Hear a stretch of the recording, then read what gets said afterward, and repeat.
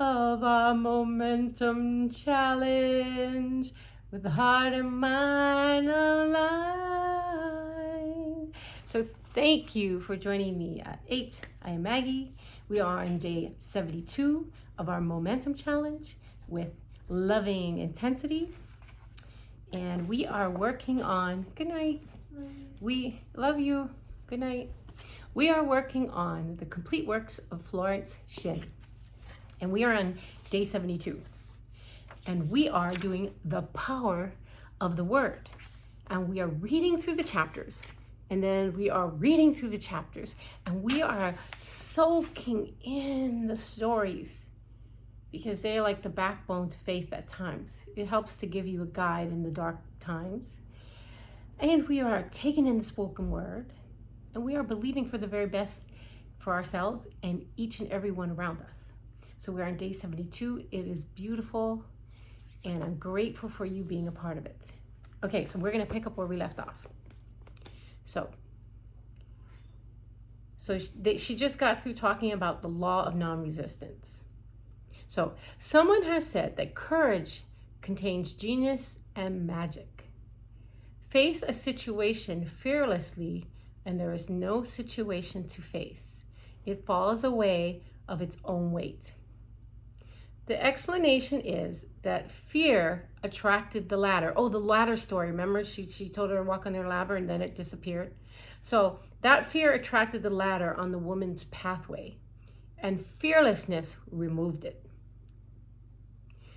Thus, the invisible forces are ever working for man, who is always pulling the strings himself, though he does not know it. Owing to the vibrational power of words, whatever man voices, he begins to attract. People who continually speak of disease invariably attract it. So we will speak health. We speak health. To me, health is the number one wealth. So we get that wealth, and then we can do anything else. We get that health, and we can do anything else around wealth, So after man knows the truth, he cannot be too careful of his words. For example, I have a friend who often says on the phone, "Do come to see me and have a fine old-fashioned chat." This old-fashioned chat means an hour of about 500 to 1,000 destructive words. The principal topic being loss, lack, failure, and sickness. So challenge yourself to see how we might be doing that. And let's cut it down. Take it out at the root. So I replied, "No, thank you. I've had enough old-fashioned chats in my life. They are too expensive, but I will be glad to have a new-fashioned chat and talk about what we want, not what we don't want." It is, you know who you are, right? That's what we're doing. So there is an old saying that man only dares use his words for 3 purposes: to heal, bless, or prosper. So that's what we are about: to heal, bless, or prosper.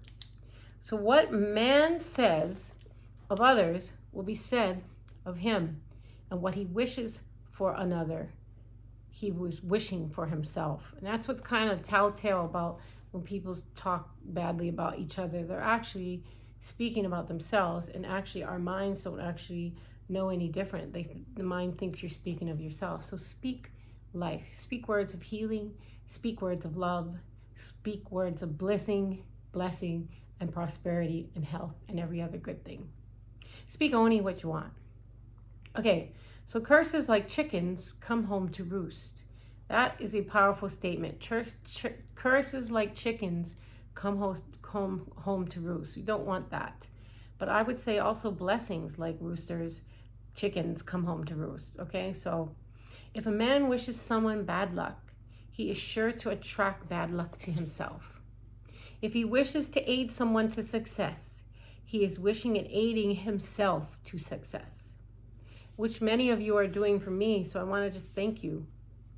The body may be renewed and transformed through the spoken word and clear vision, and disease be completely wiped out of consciousness.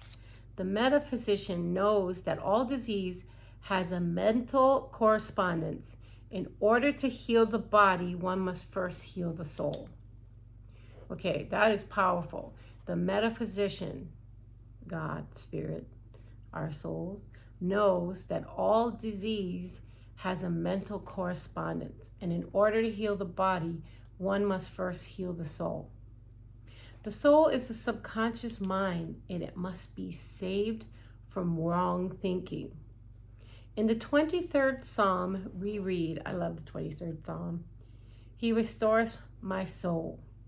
This means that the subconscious mind or soul must be restored with the right ideas. And the mystical marriage is the marriage of the soul and the spirit, or the subconscious and the superconscious mind. They must be one. When the subconscious is flooded with the perfect ideas of superconsciousness, God and man are one. And when we do have that, we feel it. You feel it. It's like nothing can bring you down. Nothing can get in your way. Nothing can take your vibration down. I and the Father are one. That is when God and man are one. I and the Father are one.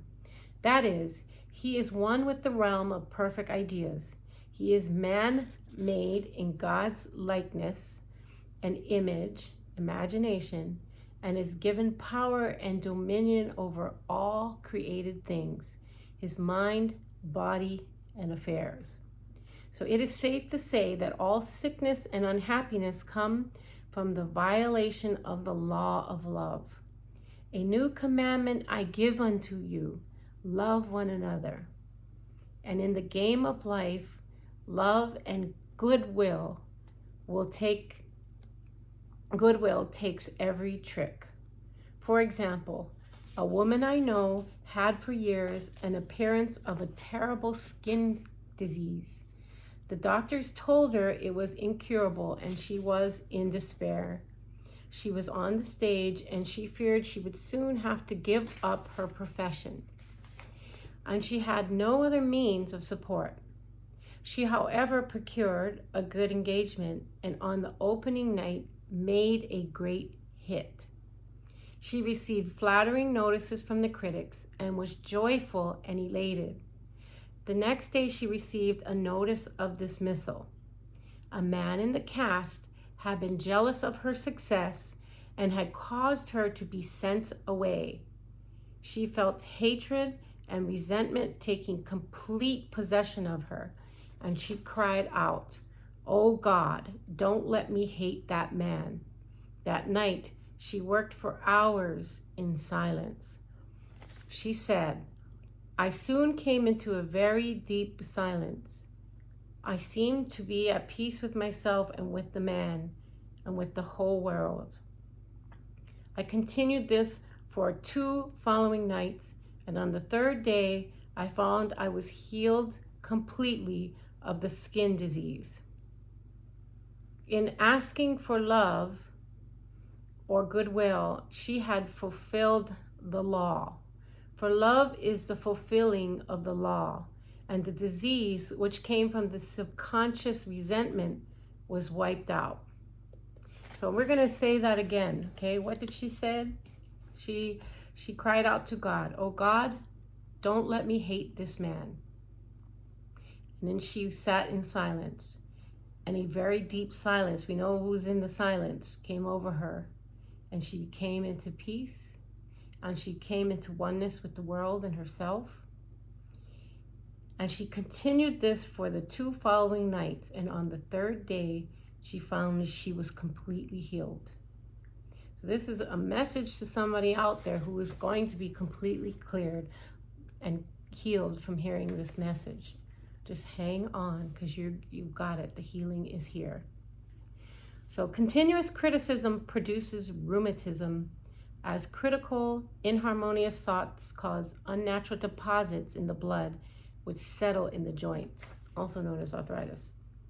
False growths are caused by jealousy, hatred, unforgiveness, and fear. Every disease is caused by a mind not at ease. I said once in my class, there is no use asking anyone, "What's the matter with you?"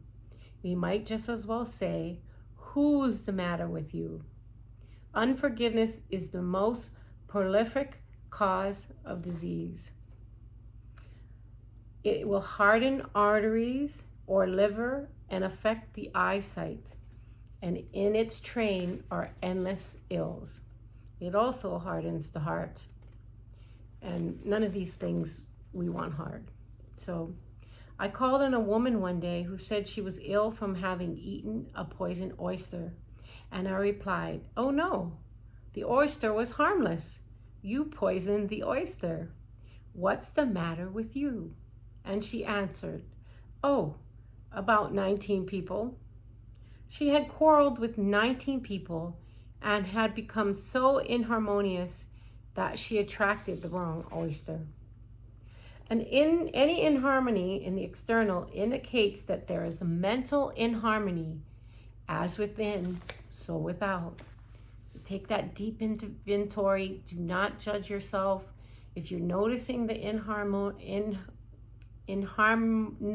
not in harmony thoughts, so out of harmony, just do a deep inventory and be willing to surrender it to God. Be willing to let go. I am in the process of working towards all these things as we've had the Navy poisoning the waters in Hawaii. And it's just been an incredible journey to be exposed to some of these things and what it can do to the body. But as I work through these very processes itself, I'm working to come into harmony with myself and everything that is. So we all can work on this. So man only has enemies. Man's only enemies are within himself. A man's foes shall be they of his own household. Personality is one of the last enemies to overcome. As this planet is taking its initiation in love, yes, us, it was Christ's message. Peace on earth, goodwill towards men. The enlightened man therefore endeavored to perfect himself upon his neighbor. His work is with himself, to send out goodwill and blessings to every man. And the marvelous thing is that one blesses a man, he has no power to harm him. For example, story. A man came to me asking to treat for success in business. He was selling machinery, and an arrival appeared on the scene with what he proclaimed was a better machine. And my friend feared defeat. And I said, first of all, we must wipe out all fear and know that God protects your interests and that the divine idea must come out of this situation. And that is, the right machine will be sold by the right man to the right man. Ooh, I'm getting chicken skin. And I added, don't hold on critical thoughts towards this man.